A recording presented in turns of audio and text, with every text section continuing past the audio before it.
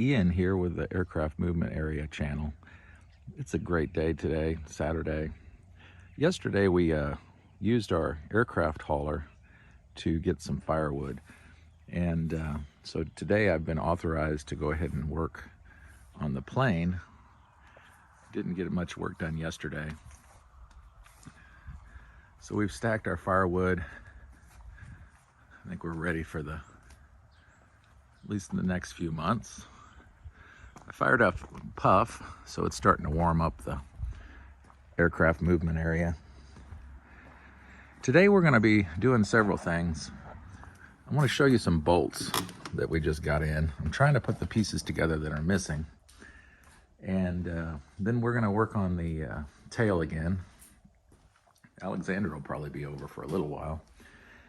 But let's take a look at some of these interesting bolts that you use to put these things together. This one here is a rod end. And I think that's a, they all have special sizes. I can't remember them offhand. But this goes to the elevator push rod in the front of the cabin. So we've got a chromoly pipe, and this will slide right in there. And the plans say to weld it. So I'm also going to drill a small bolt hole and put a pin in it as well. But you weld each end, and I'm going to add an extra bolt. This rod end, I don't know, how much was that thing? If I'm not careful, I'll read the wrong one. I know the 1/2-inch sizes are about $14, $15 each. And I think this was a 3/4. Yeah, it was a 3/4 size. $16 just for the rod end. I think these nuts were 55 cents. Here's an interesting piece. This is for the rudder, a pull cable assembly. And for this thing here, it's called a cable shackle. And you can buy these things at Menards, but they're not up to the standards these are. The AN bolts, Army, Navy bolts.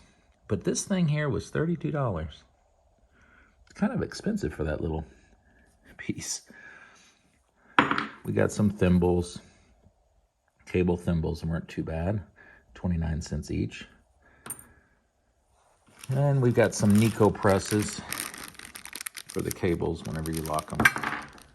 Those are copper. Probably the most interesting piece out of all of these are these bearings. This is an Aurora bearing, and basically part of the push rod assembly for the elevator in this case. I think this bearing was $47 for that one. And of course we had to have two, but you can see how the bearing threads onto the rod end. You go together.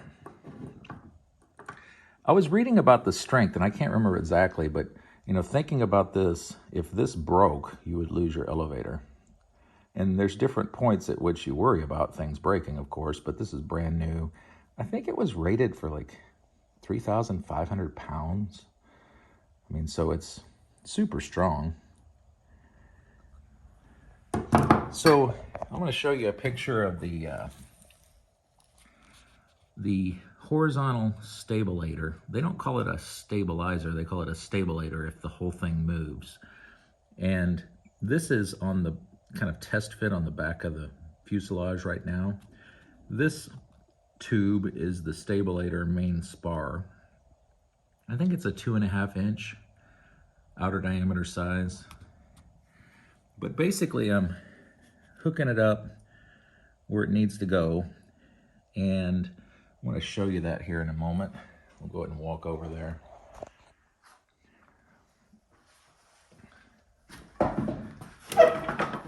And I'm still cleaning the garage. I've got to get some stuff moved. There's just all sorts of stuff in here. I knew I might have a project, but it showed up sooner than I thought. Today, later, we're going to sheet this. This is that vertical stabilizer, basically that holds the rudder that we had in a previous video. And I took it apart so I can prime and treat the inside of that aluminum. And then we're gonna rivet that back. We're gonna put it back together. So here's the main attachment for the entire, horizontal stabilator on the back of the plane. There's 4 bolts, on top and bottom that attach to that aluminum spar that was in that picture just a moment ago. And this is, I think it's a 3/8 solid rod here. And it took me a couple hours to get it to perfectly. I mean, there's really a nice, easy movement, no slop in it at all, which the previous builders had tried a smaller bolt and they were gonna rig it up, but this is actually what the plans say to use. Of course, it'll be cut off right here and a little pin. There will be a safety rod in that on both sides. Ultimately, whenever you put on that stabilator here, and I'll show you, it's right up here. So the other day, we've got the final rivet hole sizes drilled for the rivets on this. I think the newer ones don't use rivets. I think they glue it all. And it's a little smoother, but this is the old school way. And so there's a lot of rivets. And here we have that spar. Here's one of those bolts that goes to the bracket that I just showed you.